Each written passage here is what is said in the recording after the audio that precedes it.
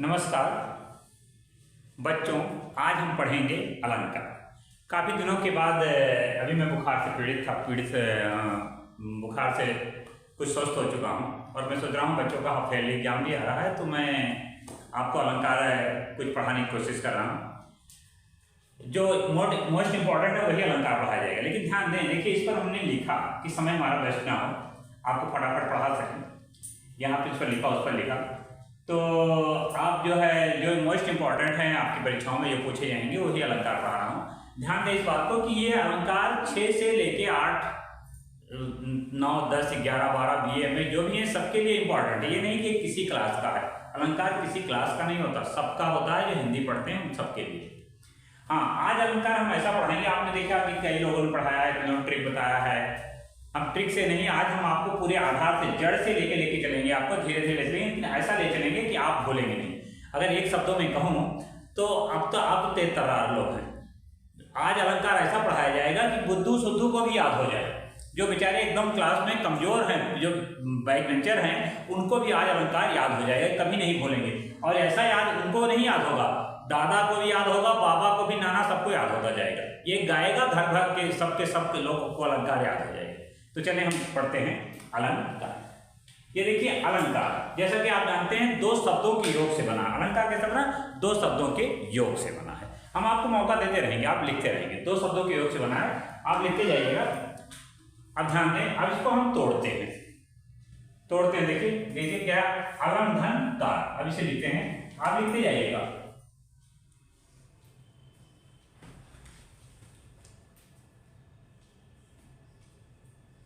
ध्यान दीजिए, कभी कभी परीक्षाओं में पूछा जाता है कि अलंकार में कौन सी संधि है? ये व्यंजन संधि है। ध्यान दिए।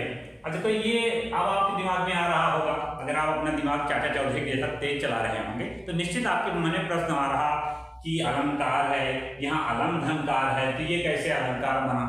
तो अलंकार देखिए, ध्यान दे कैसे बना। ये पांचवा बड़का 5वां अक्षर माँ है, और 5वां अक्षर जब का वर्ण से दूसरे वर्ण से किसी वर्ण से मिलता है तो ये 5वां अक्षर में बदल जाता है और ये हो जाता है अलंकार। अब यहाँ ध्यान दें, अलम का क्या अर्थ है? अलम मीन्स होता है सजावट करना,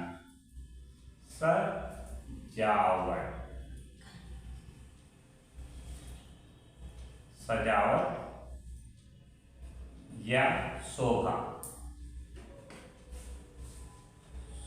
लिखते चलिएगा, नहीं वैसे मैं आपको पूरा मौका दूंगा लिखने के लिए। शोभा। और कार का अर्थ होता है करने वाला।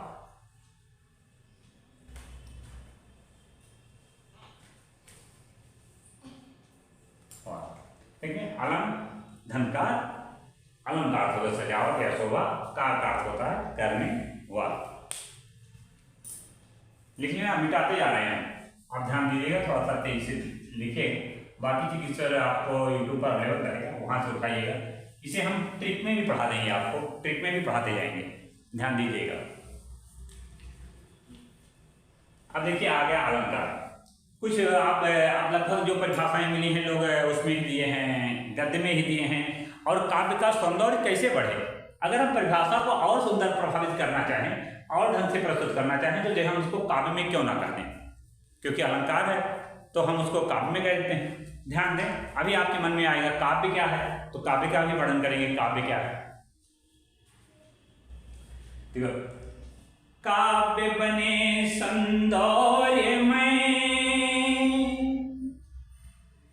नारी भूषण ज्यों पावे,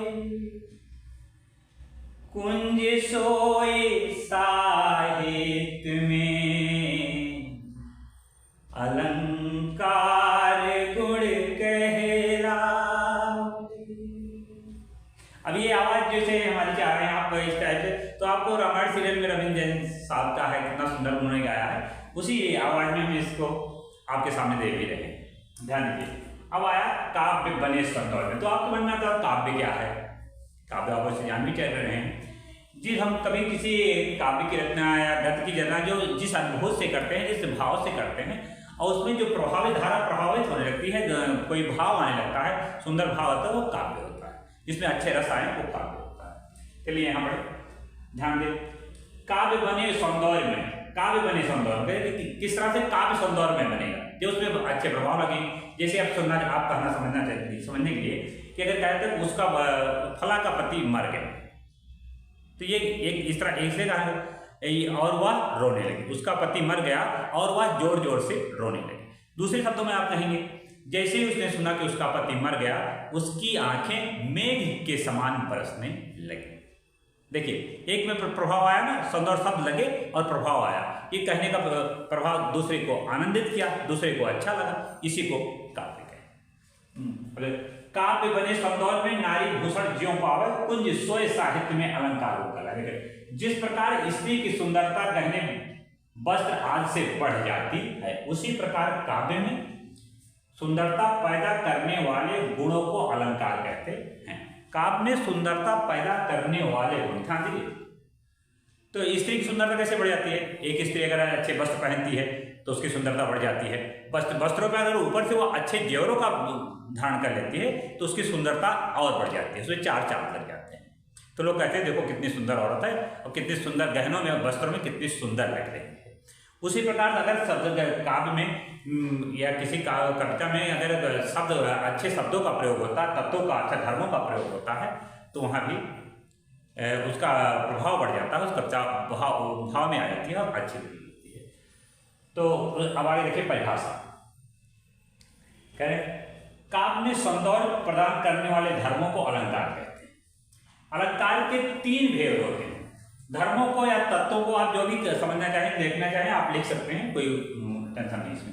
अब अलंकार के तीन भेद होते हैं, शब्दालंकार, अर्थालंकार, उभयालंकार।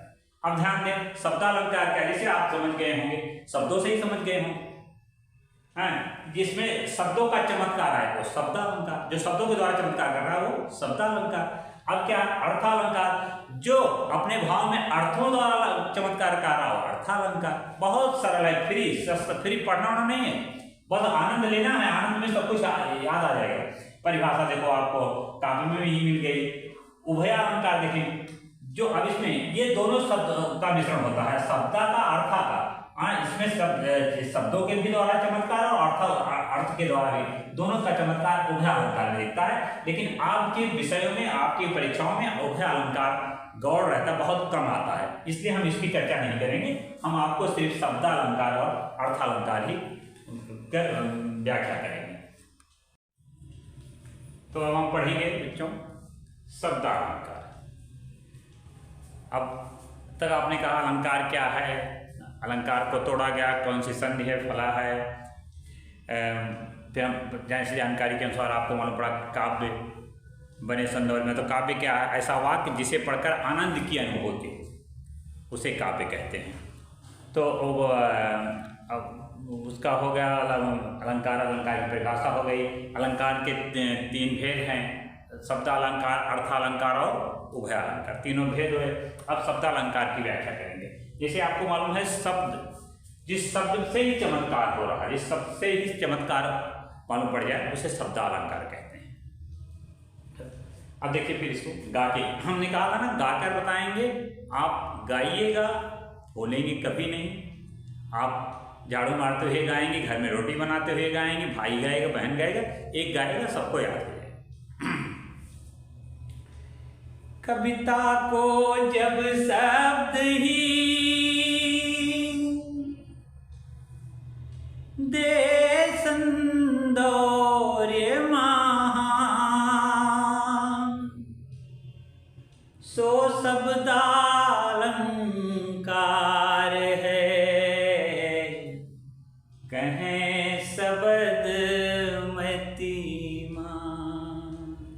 मतमान ने देखिए कि कवि थे, इनका जन्म कानपुर में हुआ था, लेकिन हम उन पर चर्चा नहीं करेंगे, ये इनकी ही रचनाएं हैं। देखो, कविता को जब शब्द ही, व्याख्या तो करना नहीं, थोड़ा बता रहे हैं आपको। कविता को जब शब्द ही दे सौंदर्य, किसी काव्य को जब उसके शब्द ही सौंदर्य प्रदान कर देता है, अलंकार लगाता है और प्रभावित करता है, तो वो उसे शब्दालंकार कहते हैं। अब ध्यान दें, जहाँ शब्दों के द्वारा ही काव्य में चमत्कार पैदा होता है। देखिए यहाँ शब्दालंकार है, जहाँ शब्दों के द्वारा ही काव्य में चमत्कार पैदा होता है। पर किया जाता है वो शब्दालंकार होता है। अब फिर शब्दालंकार के भी तीन भेद होते हैं। देखिए अब इसके भी तीन बेटे, वहां से अलंकार के आपने देखा, अलंकार के तीन बेटे कौन कौन थे? शब्दालंकार, अलंकार के तीन बेटे शब्दालंकार, अर्थालंकार, उभयालंकार। लेकिन उसमें शब्दालंकार और अर्थालंकार ज़्यादा डेवलप किए हैं और उभयालंकार दौड़ रहा बहुत कम प्रयोग में आता है। और फिर शब्दालंकार के तीन बेटे देखिए, सबके बेटे बढ़ते हैं, वैसे 75 हो जाते हैं, इनका वंश तो लगभग 75-80 के करीब पहुंचता है, लेकिन 20-21 तक ही आपके सारी परीक्षाओं में काम आ जाता है, तो उसके आगे लोग जाते नहीं। तो गए अब इसके शब्दालंकार के तीन बेटे कौन सा? पहला बड़ा बेटा अनुप्रास, दूसरा यमक, तीसरा सलेश। अब चलिए अनुप्रास अलंकार का ध्यान दें आप। स्वर चाहे हो भिन्न पर व्यंजन रहे समान, अनुप्रास अलंकार सो कहें सुकब मतिमान। स्वर क्या कह रहा है अनुप्रास में? स्वर चाहे भिन्न हो, मतलब स्वर अगर भिन्न भी अलग भी हो, स्वर भिन्न अगर स्वर अगर अलग भी हो, व्यंजन रहे तो अर्थात व्यंजन हमारे उदाहरण दिखा रहे हैं, उदाहरण पे पढ़ाएंगे आपको उदाहरण। व्यंजन रहे समान, लेकिन व्यंजन समान होना चाहिए। अभी ध्यान दें दोनों का। अनुप्रास अलंकार तो कहाँ सुकब मतिमान।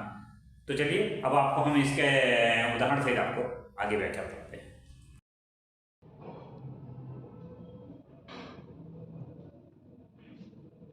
हाँ अब चले बच्चों देखते हैं हम लोग। अब तक हम लोग अलंकार क्या है, अलंकार कितने प्रकार होते हैं, हम लोग शब्दालंकार के तीन बेटे अनुप्रास, यमक, श्लेष।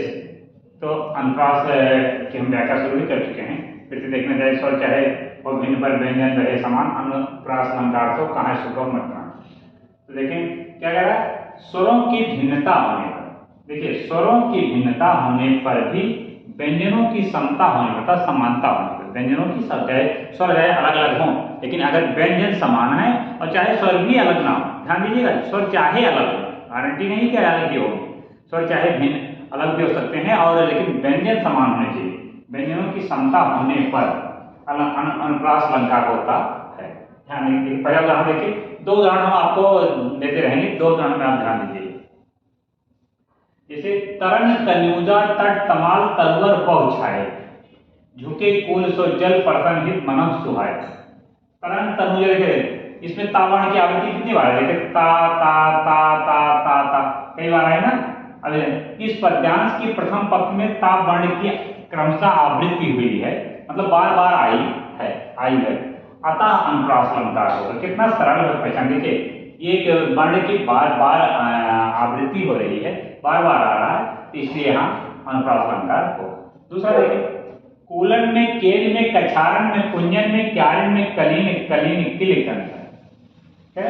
कूलन में, केल में, कछारन में, का कूलन में, केल में, दूसरे कछारन में, कुंजन में, देख रहे हैं इसमें का वर्ण की आवृत्ति बार बार आई है। आप साधारण एकदम सीधा पकड़ ले रहे हैं, कुछ भी प्रॉब्लम आपको हो ही नहीं रहा होगा इसको पकड़ने में, तो सीधा मन पड़ रहा है कि ये जो है अनुप्रास अलंकार है।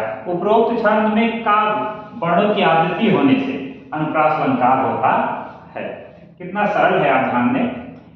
इसमें ता वर्ण की बार बार आवृत्ति हो रही है और इसमें का वर्ण की बार बार आवृत्ति हो रही है, इसलिए यहाँ स्वतः अनुप्रास अलंकार हो जाता है।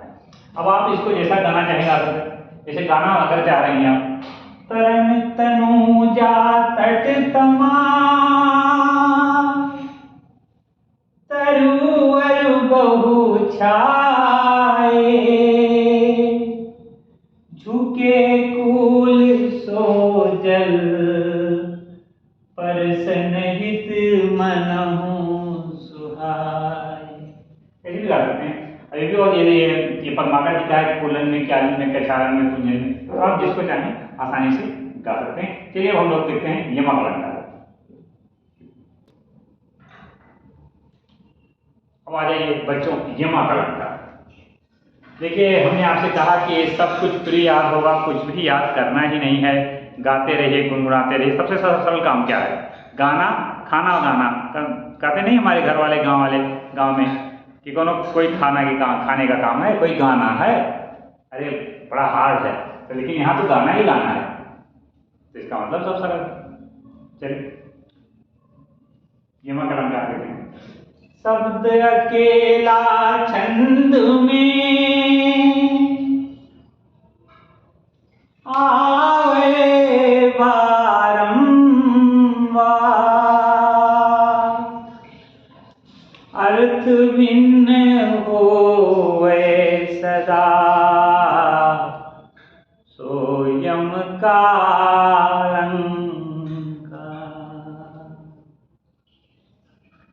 शब्द अकेला छंद में आवे बारंबार, अर्थ भिन्न हो। कह रहा मतलब एक शब्द बार बार आए, उसकी अवधि बार बार हो, लेकिन उसके अर्थ अलग अलग, तो वो कौन सा होगा? यम का अलग। एक ही शब्द का पद में बार बार प्रयोग हो, परंतु उसके अर्थों में भिन्नता हो, उसे यमक अलंकार कहते हैं। क्या है? एक ही शब्द का पद में बार बार प्रयोग हो, परंतु उसके अर्थों में भिन्नता हो, वो यमक अलंकार है। जैसे सारंग में सारंग गयो, सारंग बोल्यो आए। ध्यान दें, जो सारंग मुंह ते कहो सारंग मिक्स हो जाए। यहाँ सारंग शब्द के भिन्न भिन्न प्रयोग में मयूर, सर्प, बादल अर्थ मिलते हैं, अतः इसमें यमक अलंकार है। देखिए, एक सारंग मीन्स क्या होता है? बादल। एक सारंग मीन्स क्या होता है? मयूर। एक सारंग मीन्स होता है सर्प। इसके अलग अलग अर्थ हैं, तो लेकिन शब्द एक ही है। सारंग में सारंग है, 3 बार सारंग आया, लेकिन सबके अर्थ अलग अलग। तो यहाँ इसलिए यहाँ कौन सा अलंकार होगा? यमक अलंकार होगा। अगला दूसरा उदाहरण देखिए। भजन कहो तात्यो भजन, भजो न एक बार। भजन कहो तात्यो भजो, भजो न एक बार। दूरी भजन जात्यो कहो सो भजन त्यों भजे होगा। तो कहे यहाँ भजन का अर्थ है भागना तथा भजन करना, और भजो का अर्थ है भगे तथा भजन किया नहीं करता है, अतः इसमें यमक अलंकार है। आप लोग भी कहते हो बार बार शब्द में, कनक कनक पे सौगुनी मादकता अधिकार, वह खाए बहुराय जग, वह पाए बहुराय। तो यहाँ जो है बार बार कनक कनक शब्द आ रहा है, लेकिन सबके अर्थ अलग अलग हैं, तो वहां भी यमक अलंकार हो जाए। और आप गाते गाते याद भी कर सकते हैं सब। जैसे कनक कनक ते सौगुनी मादकता अधिकार, वा खाए बहुराय जग, वा पाए बहुराय। चलिए अब चलते हैं श्लेष अलंकार। चलिए अब हम अब तक कौन सा पढ़े? पहले हम लोगों ने पढ़ा शब्दालंकार। शब्दालंकार के 3 बेटे कौन? अनुप्रास, यमक और श्लेष। तो अब तक हम लोगों ने शब्द अनुप्रास की व्याख्या कर लिया, अनुप्रास को समझ गए, श्लेष को समझ गए, यमक को समझ गए। अब चलते हैं श्लेष को समझ गए। चलिए शब्द फिर गाकर ही याद कर लेंगे, कोई टेंशन नहीं, फिर गाते हैं। चलिए। शब्द अकेला छंद में अर्थ अनेक दिखाए, सो श्लेष अलंकार है, कहें सुमत कबीरा। एक चीज अंकार कर लें। श्लेष अलंकार में एक विशेषता होती है कि इसमें शब्द चिपके होते हैं। एक ही शब्द के कई अर्थ होते हैं।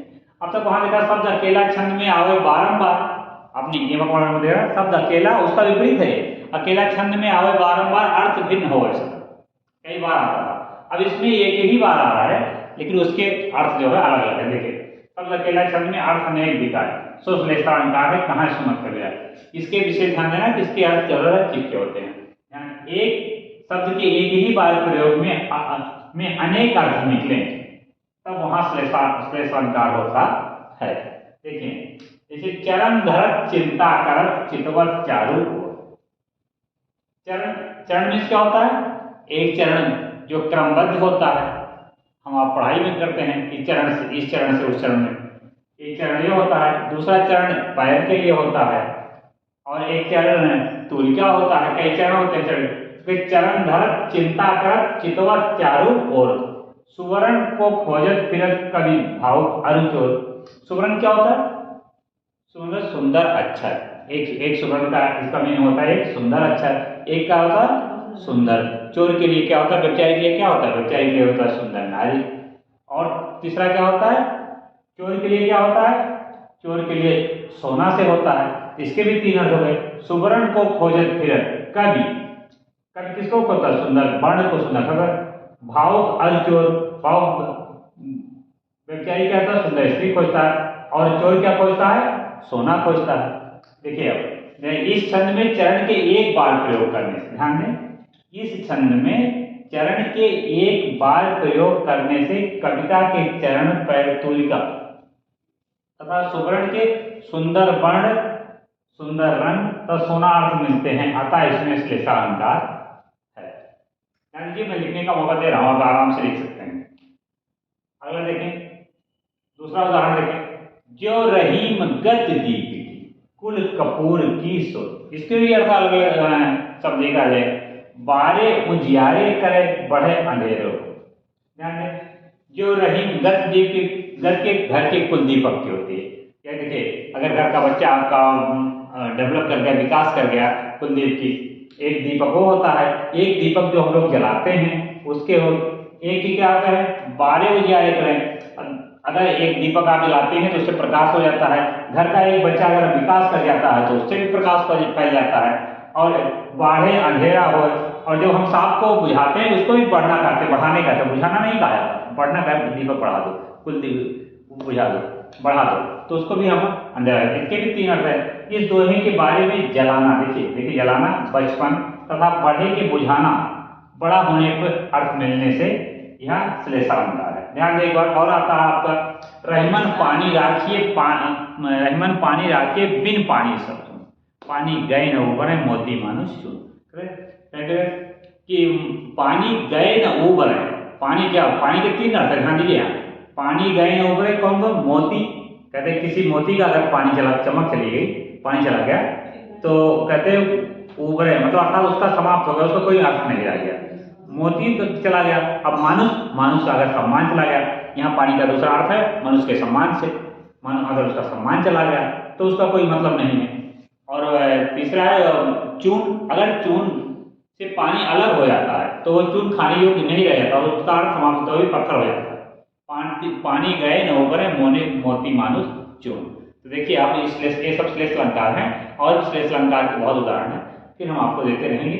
अब अगले सीरीज में दूसरा देंगे।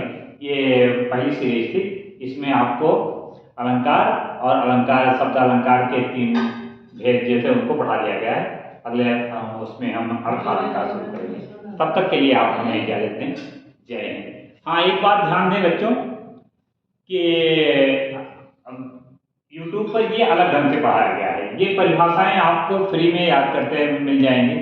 तो इसका हमारा भी कर्तव्य बनता है कि मैं आपको ज़्यादा से ज़्यादा अच्छे से अच्छा पढ़ा सकूं, लेकिन आपका भी कर्तव्य बनता है कि आप शेयर करें, कमेंट करें, लाइक करें और इसको अच्छे से देखें। लेकिन यार एक बात विशेष ध्यान रखें कि शेयर तो करें ही, कमेंट आपका जरूर आना चाहिए। मैं कैसा पढ़ा रहा हूँ, अच्छा पढ़ा रहा हूँ, बुरा पढ़ा रहा हूँ, कैसा पढ़ा रहा हूँ, आप कमेंट करके हमें बताएं।